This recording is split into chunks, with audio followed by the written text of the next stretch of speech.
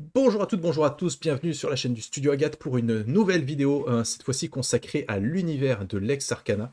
Et pour ce faire, je suis en compagnie du spécialiste romantique, Batro. Salutations. Salut. Romantique en 2 mots. Ouais. En 2 mots, ouais.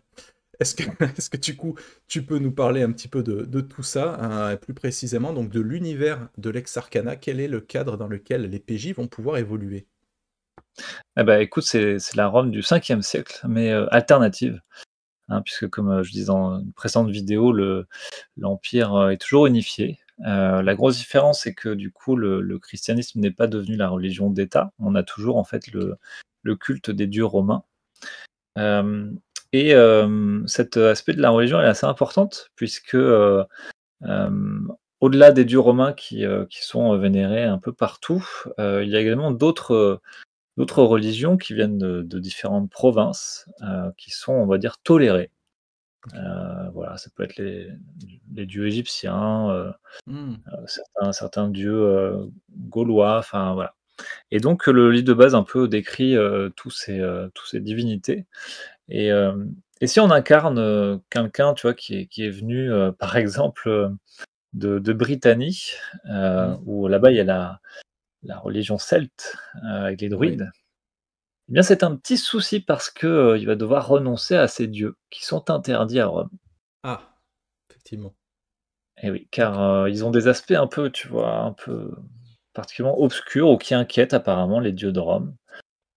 Et donc, ça c'est intéressant parce que quand tu vas créer ton personnage, tu vas devoir un peu expliquer, comment il s'est, peut-être reconverti ou comment finalement il est toujours un peu sympathique envers ses anciens Hmm. dieux, et comment il va le cacher aux autorités, Ok. voilà. Et les dieux sont importants, puisque, dans Lex Arcana, tous les les personnages, peuvent, faire de la divination. Ouais. Et dans un jeu d'enquête comme Lex Arcana, c'est super important, la divination, puisque tu vas poser des questions, aux dieux de différentes manières. Tu vas regarder dans les entrailles, tu vas, Hmm.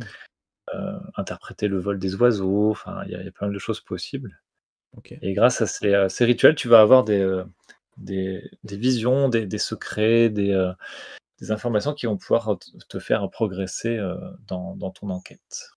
D'accord. Donc Voilà. c'est un jeu à mission où on joue des espèces d'agents secrets de Rome, en fait, hein, c'est un petit peu ça Ouais, l'idée, et qui vont exactement. être envoyés un petit peu partout dans l'Empire romain, mais pas que, hein. Ils peuvent être aussi, je pense, dépêchés à l'étranger, c'est ça? Oui, aux frontières, ouais, Aux frontières, qui ouais. sont D'accord. extrêmement vastes du Ah coup. ouais, à ce moment-là, ouais, déco, effectivement. Et ok. Et en tant que PJ, du coup, quel type de personnage on peut incarner? Alors, dans la création de personnages, ce qui est sympa, c'est qu'on va te guider, pour savoir d'où tu viens, de quelle province tu viens, de quelle culture tu viens, et on Ok, va t'expliquer aussi de quelle classe sociale tu viens. Donc, ok, tu as beaucoup de choix possibles et à chaque fois, pour les joueurs, le livre de base, donne des informations, tu vois, au fur et à mesure, de ok, manière à ce que quand tu crées ton personnage, tu apprends aussi la vie quotidienne, dans l'Empire romain ou dans la province d'où tu viens, ok. et c'est vachement, immersif.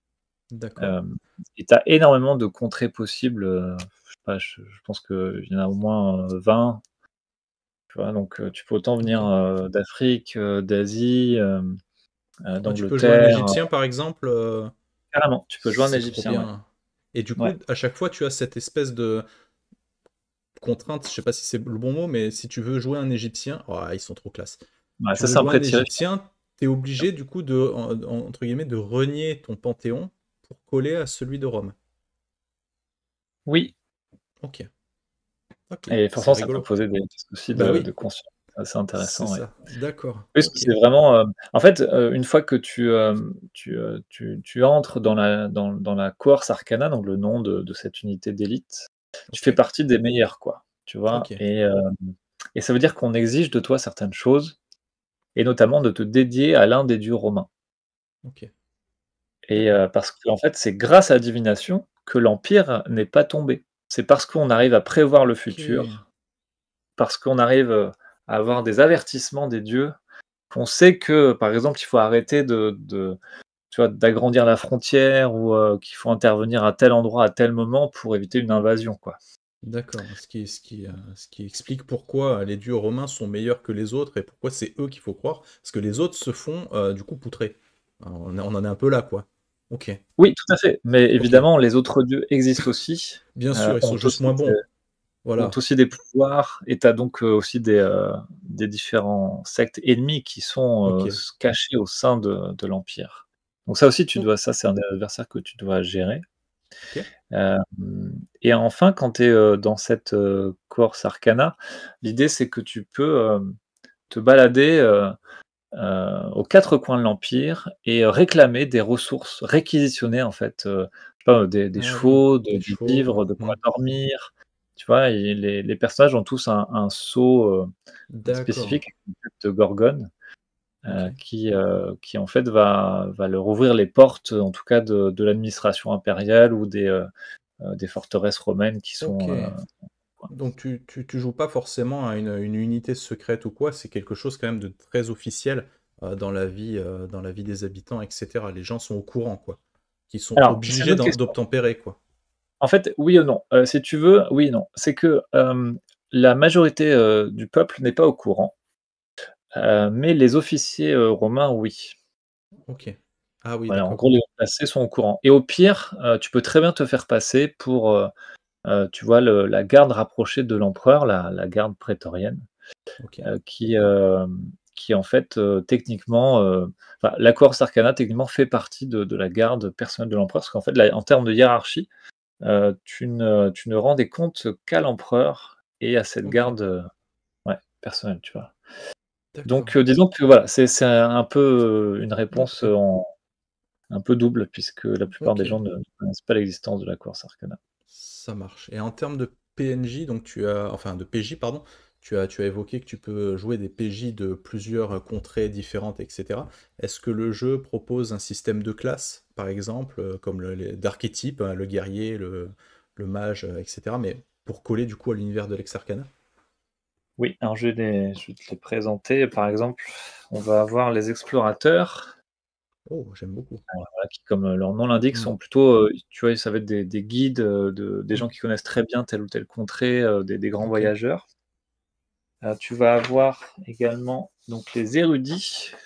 ok, Voilà notre Égyptien, donc tu vas pouvoir jouer un savant, qui va en savoir beaucoup, à pouvoir aller dans les archives impériales aussi, parce que c'est quand même un ah oui, jeu d'enquête, c'est toujours, utile. Les diplomates, puisque dans des et oui, aventures, bien on va sûr, forcément rencontrer différentes factions, d'autres nations, il va falloir un peu être subtil. et oui, Les augures. Donc les ok, augures, alors, comme je l'ai dit, n'importe quelle classe en fait peut utiliser les rituels de divination. ok, Mais la classe des augures, vraiment a beaucoup plus on va dire de points de magie divine si tu veux, ok. et peut donc faire beaucoup plus fréquemment des C'est leur rituels. spécialité, quoi. Ok, Ouais.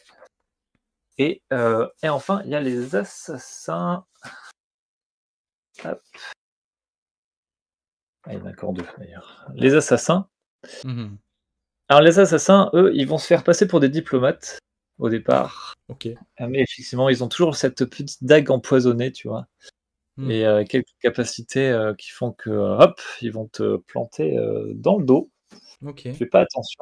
Et C'est très enfin, romain, ça, hein, c'est classique, les guerriers, évidemment. Des effectivement. soldats, des anciens légionnaires qui ensuite, sont entrés dans la Corse. Voilà. Donc, il y a Ok, toutes ces classes possibles. Et leur grande différence, c'est que tu vas avoir des petites capacités, ok, heu, qui permettent de relancer en fait les dés. Tu vois, diplomate, il va relancer les dés sur tous les jets un peu sociaux. hmm, Tu as aussi d'autres bonus qui permettent de permettre à tes camarades de relancer ok, leur jet raté, et cetera. ok, super. Et si tu étais dans le jeu, tu serais quelle classe? Dis-moi, la petite Ah! question bonus. Ouais, hem, écoute, je pense que je pense que j'hésite entre les assassins et les augures, parce que les assassins, c'est assez cool, tu te fais passer pour quelqu'un d'autre et tout. Mais Ouais, je crois que je vais prendre augure, parce que j'aime beaucoup ces rituels de divination, et j'avoue que hmm. pouvoir Ouais, l'idée pouvoir de te m'immerger. vautrer dans les entrailles de tes adversaires pour Ouais, savoir ce voilà, qui va se passer, c'est... Je comprends, ouais. c'est ça. Je comprends. Ouais. Ça marche. Eh beh, écoute, merci pas trop et on te retrouve dans, une autre vidéo. Ciao tout le monde. Ciao.